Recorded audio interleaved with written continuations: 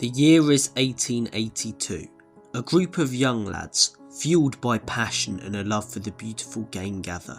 Little do they know, they are about to embark on a journey that will shape the history of North London. This is the story of Tottenham Hotspur, a club built on dreams, ambition and the unwavering belief that anything is possible. Picture this: North London, late 19th century. A group of lads from Hotspur Cricket Club and St John's Middle Class School wanted a way to stay active during the winter months, so they formed a football club.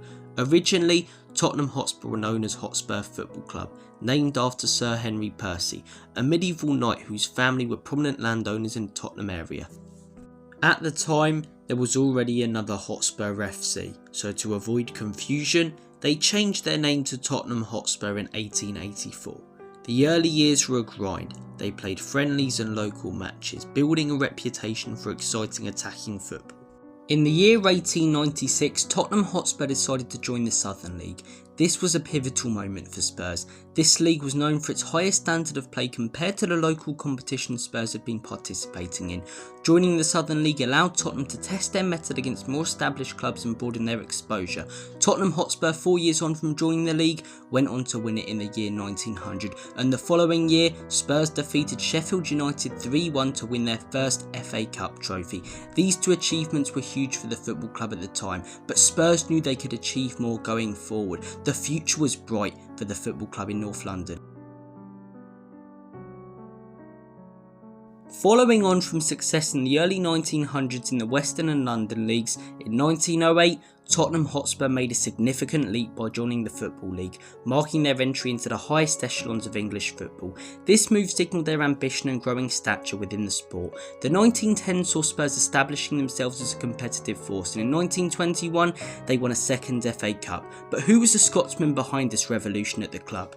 Guiding Spurs through this era was the shrewd manager Peter McWilliam. A tactical innovator, he built a team around stars like the legendary Jimmy Dimmock and focused on football being played the right way, with quick passes, an early form of total football perhaps. McWilliam's style of management also influenced key players in his team such as Arthur Rowe and Bill Nicholson.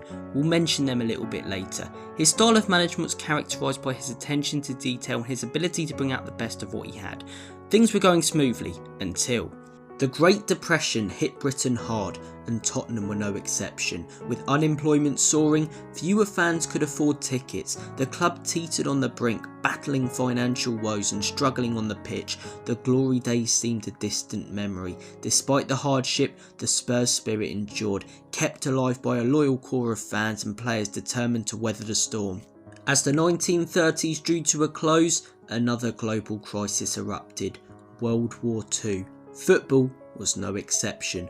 White Hart Lane was quiet as the stadium was used as a factory to make gas masks. The war impacted English football profoundly.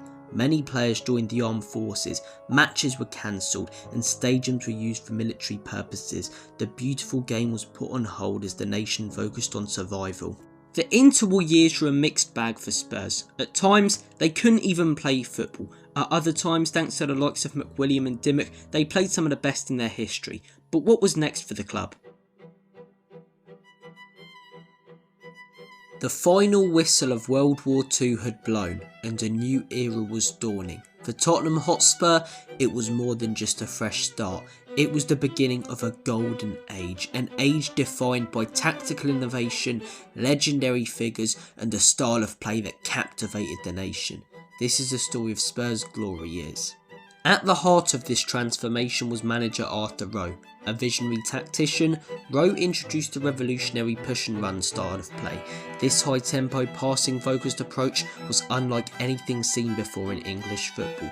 Players moved the ball with speed and precision, creating space and overwhelming opponents. It was beautiful to watch and devastatingly effective. In 1951, for the first time in the club's history, Arthur Rowe led Tottenham to the First Division title. This is only one of 2 titles that Tottenham Hotspur have won in their history and makes Arthur Rowe a legend at White Hart Lane. Not only did he win things at the football club, but his kick and rush style revolutionised English football, used by Sir Ralph Ramsey in the 1966 World Cup final to lead England to their one and only World Cup. In 1958, Bill Nicholson, a Spurs legend as a player, stepped into the manager's chair. Nicholson built upon Rowe's foundations, instilling discipline and a relentless winning mentality. He inherited a squad brimming with talent and moulded them into a formidable force.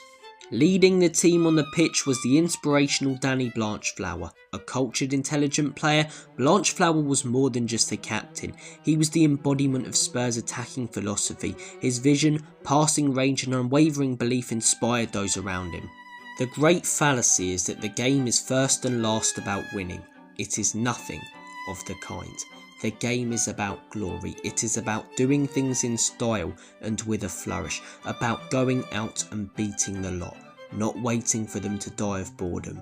All these years later, that quote is still relevant at Tottenham because it reflects the club's historical commitment to playing attractive attacking football.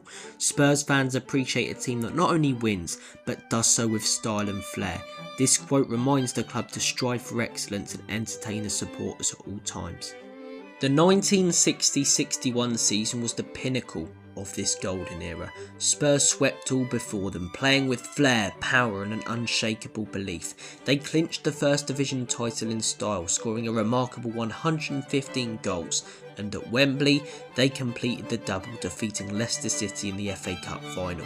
It was a historic achievement, cementing Tottenham's place as one of the greatest teams in English football history. It is better to fail aiming high than to succeed aiming low, and we of Spurs have set our sights very high. So high in fact that even failure will have in it an echo of glory. This quote from Bill Nicholson embodies the club's ambition and courage.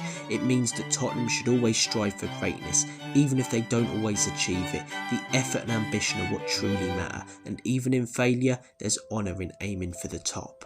In 1961, following on from their historic double, Bill Nicholson's Tottenham added the final piece to their puzzle. Jimmy Greaves, a natural goalscorer with incredible pace and deadly finishing ability. Greaves was an instant sensation. His arrival transformed Spurs' attack, providing the cutting edge they needed to continue being successful at the time. The Tottenham Hotspur team of the late 1950s and early 1960s wasn't just a collection of talented individuals, they were a force of nature. Their innovative style of play, led by iconic figures like Arthur Rowe, Bill Nicholson, Danny Blanchflower and Jimmy Greaves, captivated the nation and brought unprecedented success to White Hart Lane. The glory years may be long gone, but the legacy of this remarkable team continues to inspire Tottenham fans and players to this day. Following on from the historic 1961 double, it didn't take Tottenham long to get back to winning silverware. In 1963, Spurs claimed the European Cup Winners' Cup, becoming the first English side to win a major European trophy. Spurs faced Atletico Madrid in the final, and the match ended in a thrilling 5-1 victory, marking Tottenham's first major European trophy. The success didn't stop there for Bill Nicholson's high-flying Spurs. In 1967, they won yet another FA Cup. Fast forward to the early 70s, and Spurs continued their success with 2 League Cup wins. In 1971, they defeated Arsenal in a classic final, securing a 2-0 victory. Just 2 years later, in 1973, they triumphed this time against Norwich City, winning 1-0. These victories solidified Spurs' reputation as a cup team. However, the club faced a significant change in 1974 with the departure of legendary manager Bill Nicholson. After 16 years at the helm, Nicholson left behind a legacy that would be hard to replicate. His influence on the club and its style of play was profound, and the fans were left wondering, what would the future hold without Bill Nick at Spurs? Enter Keith Birkinshaw, who took over as manager in 1976. His tenure started on an extremely rocky note, with the team facing relegation in 1977. It was a tough time for Spurs, but Birkinshaw could see the light. He had a vision for the future. The following season, Spurs were promoted back to the First Division, and in 1978 the club made a groundbreaking move by signing 2 Argentinian players, Ozzy Ardiles and Ricky Villa. This was a turning point for Birkinshaw at Spurs. Their flair and skill brought a new dimension to the team. Under Birkinshaw's guidance, the squad began to gel, and success was in the near future. The hard work paid off in 1981 when Spurs faced Manchester City in the FA Cup final. After a dramatic replay, Tottenham emerged victorious, winning 3-2. This victory was a testament to Birkinshaw's persistence, vision and the talent of players such as Ardiles and Villa. The success didn't stop there. In 1984, after 2 tense legs in the final against Anderlecht, 180 minutes played and a penalty shootout that went right down to the wire, Tottenham Hotspur won the UEFA Cup, a significant achievement for Keith Birkinshaw's boys that year. From the Cup Winners' Cup in 63 to the UEFA Cup in 84, this period was marked by resilience, ambition and unforgettable moments. Tottenham Hotspur not only faced challenges but also rose to new heights, creating a legacy that fans cherish to this day. Following on from this great period and his 2 great cups whilst managing the football club, Keith Birkinshaw left. But who was next? What was next for Tottenham Hotspur? In 1987, Tottenham Hotspur appointed new manager Terry Venables after a disappointing loss to Coventry City in the FA Cup final. 4 years later, Venables led the club to lifting that exact same trophy. In 1991, Tottenham Hotspur won 2-1 in the FA Cup final against Nottingham Forest, but it wasn't just this game, it was the journey that was special. It was the 3-1 hammering of Arsenal in the semi-final with Gazza's special free kick. Spurs were on the up, creating moments and memories for fans to remember for the rest of their lives. But something was about to change at the football club. Enter Sir Alan Sugar, who became the chairman of Tottenham in 1991. His reign was marked by ambitious plans and a desire to modernise the club and stabilise them financially. However, it was also a rollercoaster ride filled with drama and controversy. Sugar's relationship with manager Terry Venables became strained early on. Following on from the 1991 FA Cup victory, Venables wanted to strengthen the squad, but Sugar was more focused on balancing the books. The tension culminated in Venables being sacked in 1993, a decision that left many Spurs fans frustrated, and Spurs fans took to the streets and to the stadium to protest and voice their displeasure about this decision. Following Venables' departure, Spurs went through a series of managerial changes that failed to bring success on the pitch. From the likes of Jerry Francis to Ozzy Ardiles to Christian Gross, none could replicate the success of the early 90s under Terry Venables. The club struggled on the pitch and the inconsistency became frustrating for fans. Sugar's reign was characterised by a lack of clear direction and the club's fortunes began to decline, leading to disappointment in domestic cups and constant mid-table finishes in the league. Spurs were disappointing in the first few years of the Premier League, but as we move into the late 90s, the club began to show signs of potential resurgence. The appointment of ex-Arsenal manager George Graham in 1998 brought a more disciplined approach. Whilst it wasn't a fairy tale, he led Spurs to their first piece of silverware since 1991, where in 1999, Spurs won the Carabao Cup, or at the time, the Carling Cup. It laid the groundwork for future success as well. Spurs fans remained hopeful that brighter days were ahead and the club began to invest in new talent, setting the stage for the new chapter in their history as we head into the Millennium. The period from 1984 to 2000 was a complex time for Tottenham Hotspur, from the low of the 87 Cup final loss to Coventry, to the high of the 91 FA Cup journey and win under Terry Venables, to the low again of the mid-90s under several different managers. Spurs faced many challenges under Sir Alan Sugar. Whilst he brought stability off the pitch, it was the opposite on the pitch. Spurs were a shadow of their former self, the glory years were long gone, and things needed to change quickly. In the early 2000s, Tottenham Hotspur were at a crossroads. After a decade under Alan Sugar's ownership, the club had seen its shares of ups and downs, but many fans felt there were more downs than ups, and that it was time for a change. Enter ENIC International Limited, led by Joe Lewis and Daniel Levy, who acquired a controlling stake in the club in 2001, marking the end of the Sugar era and the beginning of a new chapter for Spurs. The ENIC takeover wasn't just a change of ownership, it signalled a shift in strategy and ambition. Sugar's tenure had been marked by financial prudence, sometimes at the expense of on-field success. ENIC, on the other hand, promised a more ambitious approach with significant investment in players and infrastructure aimed at transforming Spurs into a consistent top 4 contender in the Premier League. Levy, in particular, became the face of this new era, outlining a vision for a self-sustaining modern football club. The goals were clear: to build a state-of-the-art stadium, develop a strong youth academy, and consistently challenge for major honours. While the journey has been filled with challenges and debates, the ambition to elevate Tottenham to the top echelons of European football has remained the driving force behind ENIC's ownership. ENIC didn't have much time to settle in and convey their plans for the football club to fans, as in the same summer, Campbell's contract expired. Spurs fans were led to believe he was going abroad, but then the unthinkable happened. Arsene Wenger announced that Sol Campbell had signed for Arsenal on a free transfer. The football world was stunned. Campbell, a Spurs hero, the Spurs captain, had crossed the North London divide to join their bitter rivals. The reaction from Spurs fans was one of fury and betrayal. They were frustrated with the former owner Sir Alan Sugar. They were frustrated with the current owners, ENIC and Daniel Levy, for allowing their club captain to join their biggest rivals on a free transfer. Campbell went from hero to villain overnight, labelled Judas by the Tottenham faithful. When he first returned to White Hart Lane, every touch, every tackle was met with jeers and insults. The atmosphere at North London derbies became even more toxic following on from this summer. After Sol's switch and George Graham's exit, ENIC had a big decision to make when it comes to who the new manager would be. Glenn Hoddle, a Spurs legend as a player, returned to White Hart Lane as manager in April 2001. Hoddle was seen as the man to bring flair and attacking football back to Spurs. His arrival generated excitement, and fans hoped that he could transform the team into genuine contenders like they were many years ago. Hoddle's first full season saw Spurs finish disappointing 9th. Despite some memorable wins and individual brilliance, consistency was lacking. Hoddle brought in several new players but struggled to find the right formula. His second season followed a similar pattern, with Spurs hovering in the mid-table.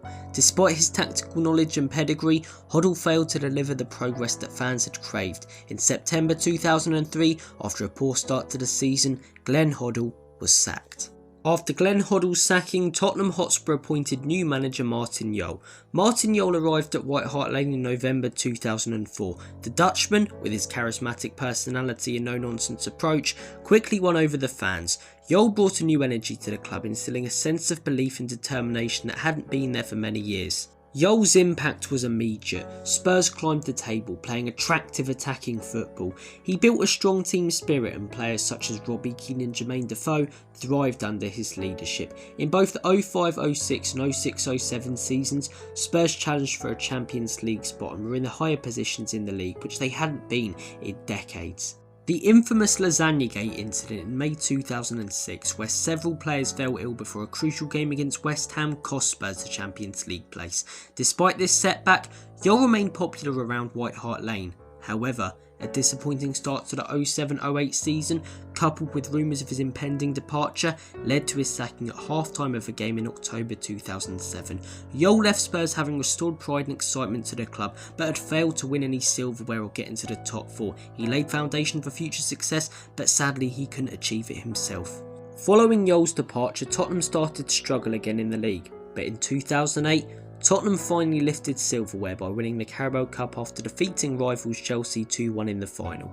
This victory was a much needed boost for the club, ending a 9-year trophy drought and sparking hopes of a brighter future. Despite winning silverware, Ramos's league form as Spurs manager wasn't overlooked by the owners, and in 2008 he was sacked and replaced by Harry Redknapp.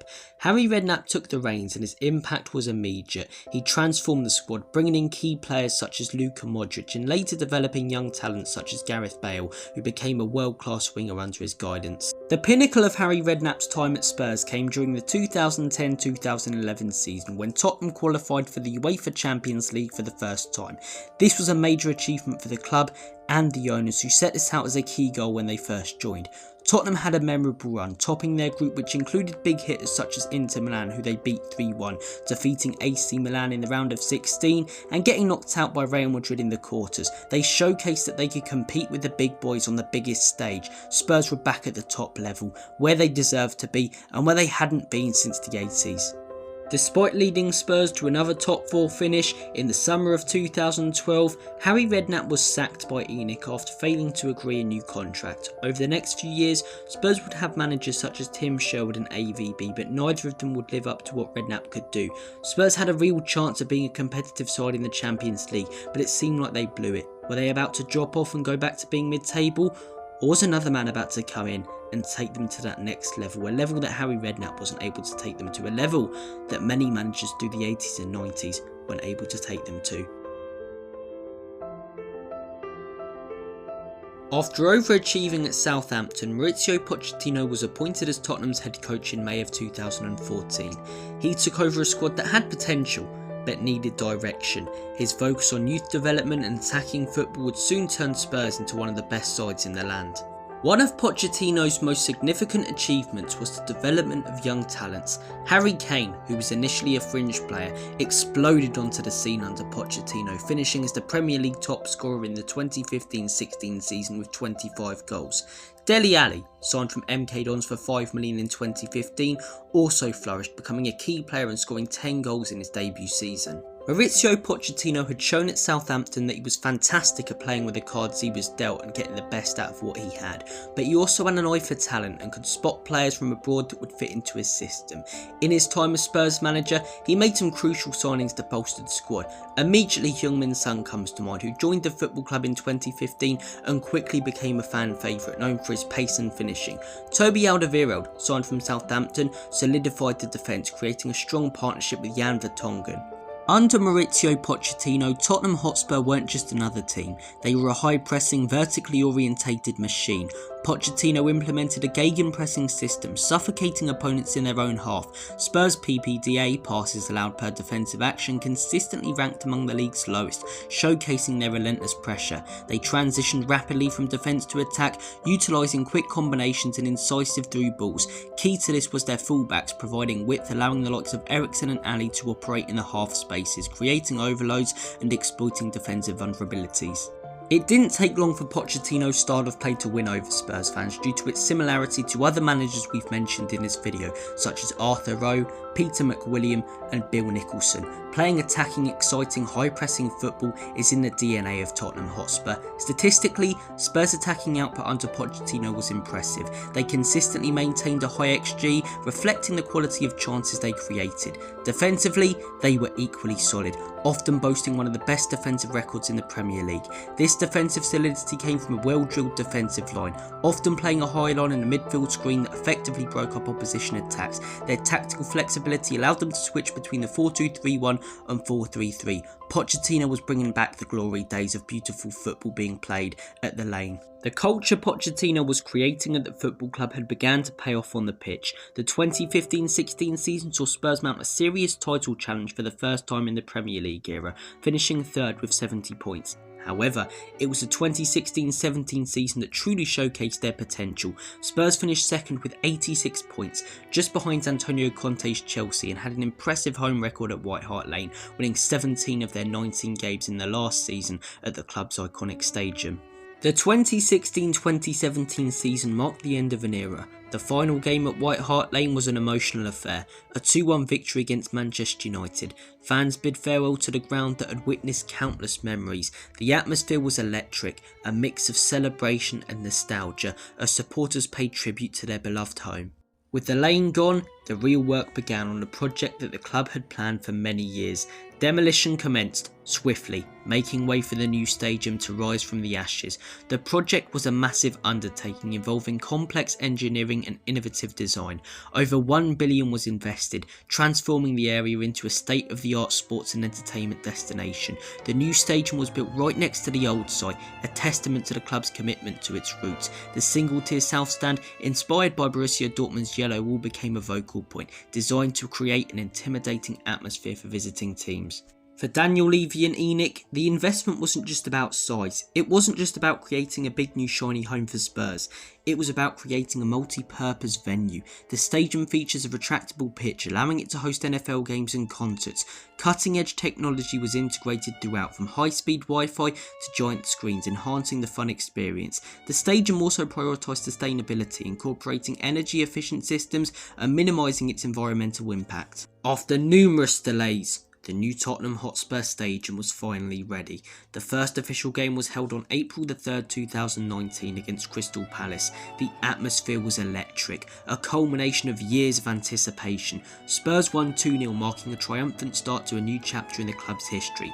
But the new stadium wasn't the only event at the football club that season. The 2018-19 Champions League season was one for the ages, filled with drama, upsets and unforgettable moments. And at the heart of it all was Tottenham Hotspur, a team that defied expectations and captured the hearts of fans around the world. After finishing second in a group that included big hitters such as Inter Milan and Barcelona, Tottenham Hotspur were drawn against Borussia Dortmund in the round of 16. Spurs faced a tough test, but a dominant 3-0 victory at Wembley in the first leg with goals from Heung-min Son, Jan Vertonghen and Fernando Llorente set the tone. The return leg in Dortmund was a tighter affair. The yellow wall was bouncing, they were up for it, but a Harry Kane goal sealed a 1-0 win and a comfortable 4-0 aggregate victory. Spurs were on their way to the quarter-finals. The quarter-finals pitted Spurs against Premier League rivals Manchester City. A 1-0 win at the Tottenham Hotspur Stadium in the first leg thanks to a late Heung-min Son goal gave Spurs a slender advantage, but the tie was far from over. The second leg at the Etihad was an absolute roller coaster. City took an early lead, but Spurs fought back with Son scoring twice to put them ahead on away goals. City then went ahead again, and with minutes remaining, Raheem Sterling thought he'd won it for City, only for VAR to rule it out for offside. Spurs lost 4-3 on the night, but progressed on away goals in the highest scoring tie in the Champions League since 2003-04. Up next was Erik ten Hag's Ajax, the young exciting team that had already knocked out Real Madrid and Juventus. The first leg in London saw Ajax win 1-0, leaving Spurs with the mountain to climb. The second leg in Amsterdam was even worse as Ajax went 2-0 up, 3-0 on aggregate. But then Lucas Moura happened. The Brazilian scored a stunning hat-trick, with the final goal coming in the 96th minute to send Spurs through to their first ever Champions League final on away goals. It was one of the greatest nights in the club's long-going history. It felt like it was Tottenham's time to win the big one, but sadly it wasn't. The final against Liverpool in Madrid was a disappointing end to a fairy tale. An early penalty for Liverpool set the tone, and Spurs never really recovered, losing 2-0. But despite the defeat, Tottenham's 2018-19 Champions League run will forever be remembered as one of the most thrilling and improbable in the competition's history and the club's history. But how did the club move forward? How did the club go into the next season? Could Spurs bounce back from this devastating defeat? The start to the following season was the worst the club had had in years, and in November 2019, with Spurs sat in 14th, Daniel Levy and ENIC decided to sack Mauricio Pochettino. Who did they replace him with? Jose Mourinho, a manager whose style of play went against the club's DNA, but it was a sacrifice that many at the club were willing to make for the potential trophies he would bring. The special one arrived with a reputation for pragmatism and silverware. Initially, there was a bounce, with Spurs climbing from 14th to 7th in his first season, despite external issues such as COVID. Key moments included victories over rivals like Arsenal and Manchester City. The following season started brilliantly, but started to crumble towards the back end. Mourinho's defensive style clashed with the club's DNA, and fans could not stand it. Despite reaching the League Cup final, performances became inconsistent, Spurs continued to fall off, and Mourinho was sacked in April 2021, just 6 days before the final. Following Jose's departure, Tottenham Hotspur appointed Ryan Mason to see over the rest of the season as interim manager. The campaign finished poorly, with Spurs losing the Carabao Cup final 1-0 to City and finishing 7th in the league. Was sacking Pochettino a mistake?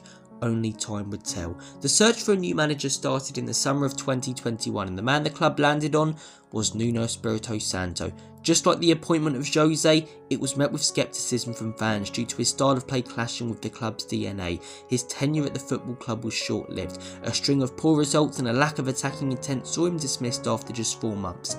Then came Antonio Conte, a proven winner with a fiery personality. Conte injected passion and implemented a 3-4-3 system, revitalising the team.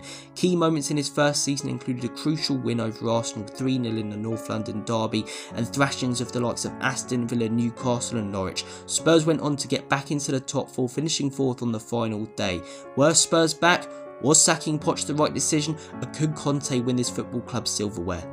The 22-23 season began with optimism, fueled by Conte's presence and a summer of investment in players such as Ivan Perisic and Bissouma. Harry Kane continued to break records, but inconsistency plagued the team. Conte's frustration grew, culminating in a scathing press conference after a 3-3 draw against Southampton, criticising the players and the club's culture. He left the club by mutual consent in March of 2023. Ryan Mason stepped in as interim manager for a second time, guiding Spurs to the end of the season. Ultimately, they finished outside the European places. The period from 2019 to 2023 represents a significant shift for Tottenham. The club veered away from its attacking philosophy in search of tangible success, with mixed results. As they look ahead, the challenge is to find a manager who can blend attacking flair with defensive solidity and bring sustained success back to North London. Silverware was needed, but who was next? Who could replace Conte? If Conte and Jose couldn't win trophies at Spurs, then who would? In the summer of 2023, Tottenham Hotspur appointed ex-Celtic Australian head coach Ange Postecoglou as their new manager. Ange arrived with a clear vision: high-octane attacking football. He quickly shifted Spurs from a defensive mindset to a proactive possession-based game. Remember the days of sitting back under Nuno, Conte and Jose? Ange scrapped that the minute he walked in the door. His system relies on fullbacks inverting into the midfield, a high defensive line and relentless pressure. It was a massive change, demanding incredible fitness and tactical discipline from the players. The start to Ange's first season was electric. Spurs defied expectations, playing some of the most exciting football in the league. Harry Kane's departure was an initial worry, but the team's new signings like James Maddison and Mickey van der Ven and revamped tactics clicked instantly. They topped the table come November, and fans were dreaming of a title challenge. Things started to dip in the second half of the season and Spurs finished 5th, but it was a solid first season for Ange. Key wins against top rivals showcased Ange's tactical brilliance and the team's newfound confidence, but would they be able to do it in the next season? Football is a game of two halves, and Ange's second season at Spurs was very different to his first. The injuries piled up, the squad depth was tested, and the relentless high-pressing tactics started to take its toll on the players. The wins became less frequent and the losses more painful. 22 across the course of the year. Frustration grew as Spurs struggled to maintain consistency, and the dream of Champions League football began to fade. Amidst the league struggles, the Europa League campaign was a beacon of hope. Ange used the competition to experiment with his squad and refine his tactics, playing a lot more defensively, which led to big wins against the likes of Bodo Glimt and Frankfurt in the knockouts. Spurs navigated through tough opponents, showcasing resilience and tactical flexibility. The final against Manchester United was a nail-biter, but Spurs emerged victorious, winning the game 1-0 and securing their first major trophy since 2007. Despite leading Spurs to their first European trophy since 1984, the league form wasn't overlooked by the club, and Ange Postecoglou was sacked weeks later. It was a decision that divided the fanbase. Ange Postecoglou's time at Spurs was a story of transformation, challenges and ultimately triumph. Whilst the league form dipped, the Europa League win is a testament to his vision and leadership. What does the future hold? Only time will tell, but whether you liked or disliked him, one thing you cannot deny is that Ange Postecoglou was successful at Spurs and will go down as a legend in the history of this great club. So there you have it, from humble beginnings as Hotspur FC to the global phenomenon that is Tottenham Hotspur. It's been a rollercoaster ride. We've seen moments of pure brilliance, legendary players grace the pitch and enough drama to fill a Shakespeare play. But let's be honest, the modern era has been, well, let's just say it's been a test of faith for us Spurs fans. Trophies have been elusive, and that burning desire to return to the summit of English football has remained just out of reach. Which brings us to the present and the arrival of Thomas Frank as new manager. A new chapter begins, filled with both hope and uncertainty. Can he unlock the potential within the squad? Can he win silverware like Ange Postecoglou? Will he be backed by the owners? Only time will tell. In conclusion, the history of Tottenham Hotspur is a tapestry woven with threads of innovation, resilience and unwavering passion. From their pioneering spirit in the early days to the iconic moments etched in the memories of fans worldwide, Spurs have consistently defied expectations and pushed the boundaries of the beautiful game. As the club continues to evolve, embracing new challenges and striving for future goals, one thing remains certain: the Tottenham Hotspur story is far from over, and the next chapter promises to be just as captivating as the ones that came before.